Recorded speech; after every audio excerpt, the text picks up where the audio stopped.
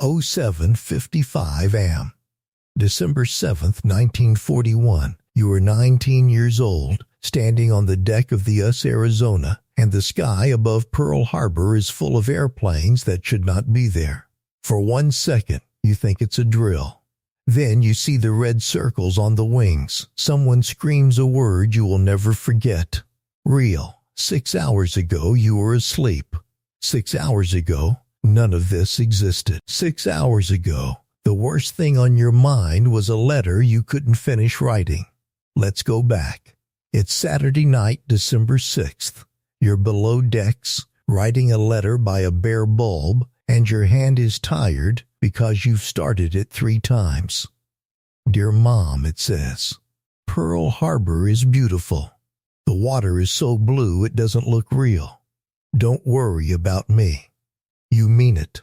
There's nothing to worry about. Not here. Not on this ship. You're a seaman second class, 6 months in the Navy, and still new enough that the older men call you boot and correct the way you fold your hammock.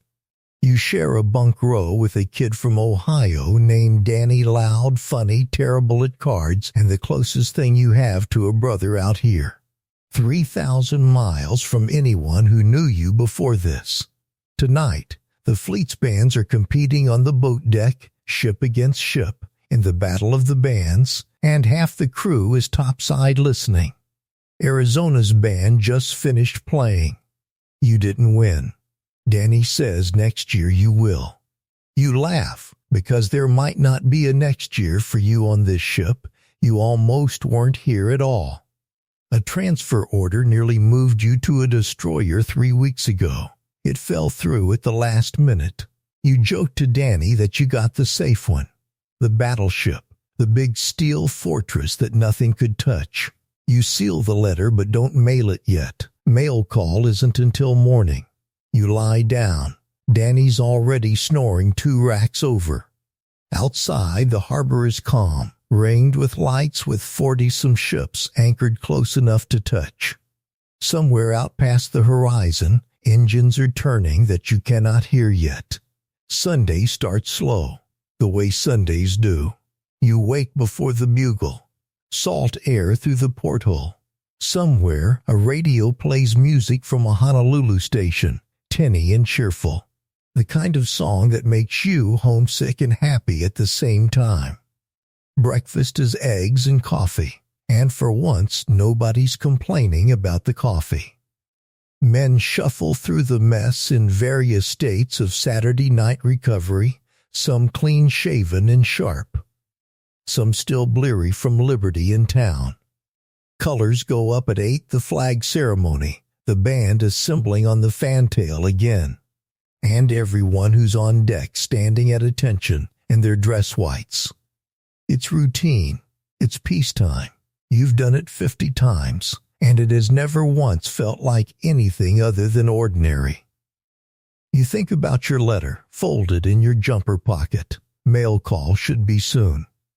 You picture your mother in her kitchen back home, opening an envelope with your handwriting on it weeks from now, reading it twice, smiling at the part about the water being too blue to look real. Danny elbows you. Church call after colors.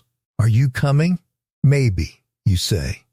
You're thinking about your bunk, about sleeping in on your one morning off. Around you, Battleship Row sits heavy and still in the water. Arizona, Oklahoma, West Virginia, Tennessee, Nevada. 7 great gray ships moored in pairs, close enough that men wave between decks. That's the thing about a battleship.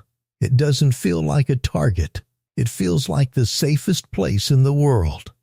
14 inches of hardened steel between you and anything that could ever go wrong. You don't know yet that 6 Japanese aircraft carriers are less than 200 miles north of you, and that they've been steaming toward this exact harbor for 10 days, running silent, running dark, with radios off, and waiting for this exact Sunday. You don't know that in the sky right now nearly 200 aircraft are forming up above the clouds, engines full. Wings tipped toward the coastline. You know none of it.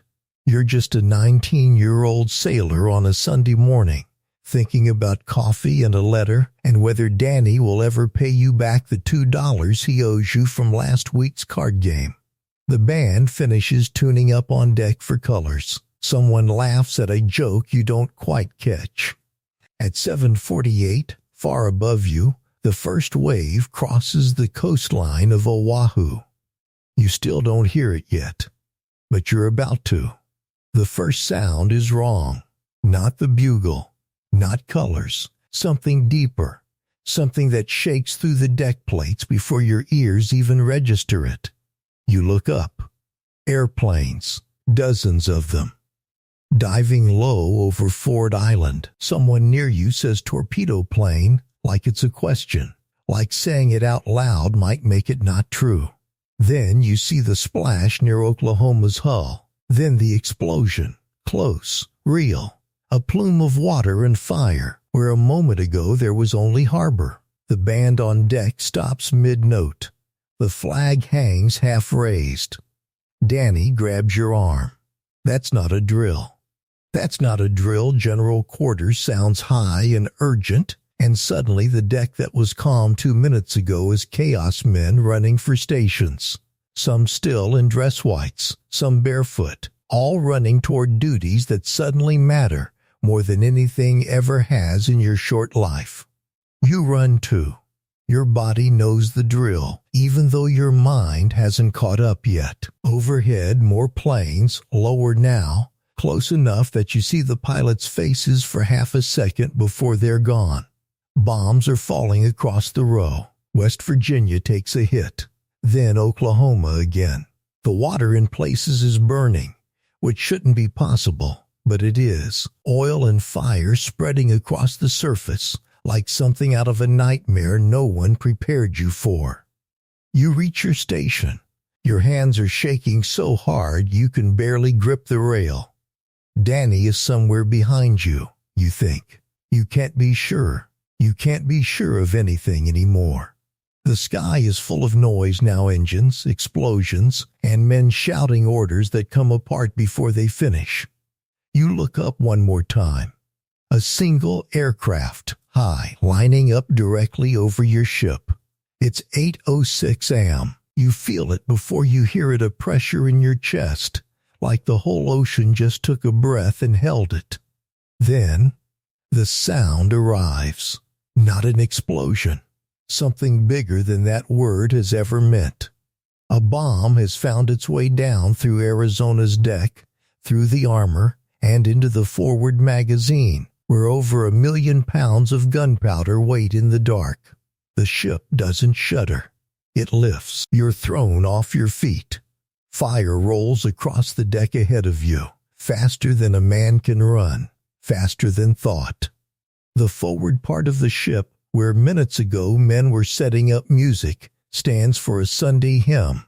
Where the flag was still only half raised is gone, simply gone, replaced by smoke and heat, and a silence underneath all the noise that you will never be able to explain to anyone who wasn't there.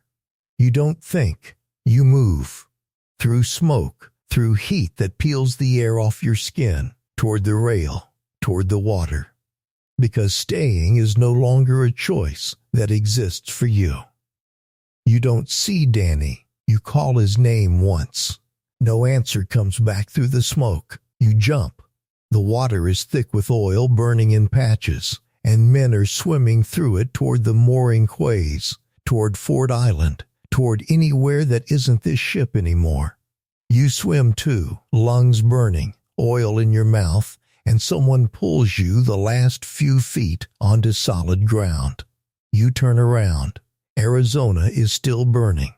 Smoke climbs 1,000 feet into a sky that 1 hour ago held nothing more dangerous than gulls circling for scraps.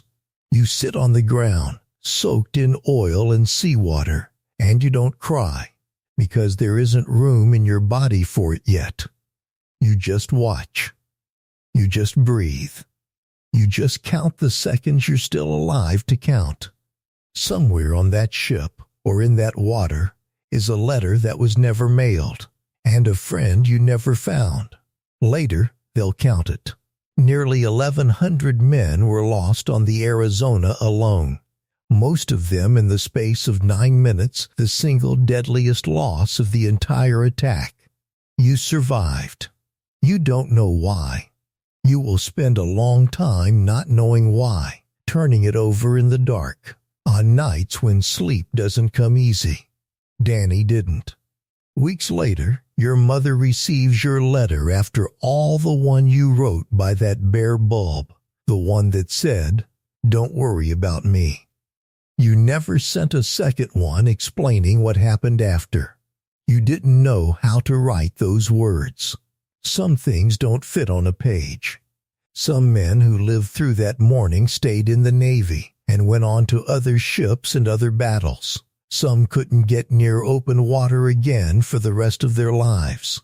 You carried both the guilt of standing here when so many didn't, and the weight of every name that wasn't as lucky as yours. The ship you thought was the safest place in the world became, for hundreds of families, the last place their sons ever stood. You go on, not because it's easy, because it's what's left to do. This was one sailor, on one ship, on one ordinary Sunday morning. Multiply him by thousands every rack, every mess hall, every letter half written across every ship on that row, and you start to understand what December 7th actually was. Not a headline in tomorrow's paper. 10,000 mornings just like his, all broken open in the same 9 minutes. Tomorrow, we cross the Pacific, and we leave this same morning again, from the cockpit of the plane flying straight toward us.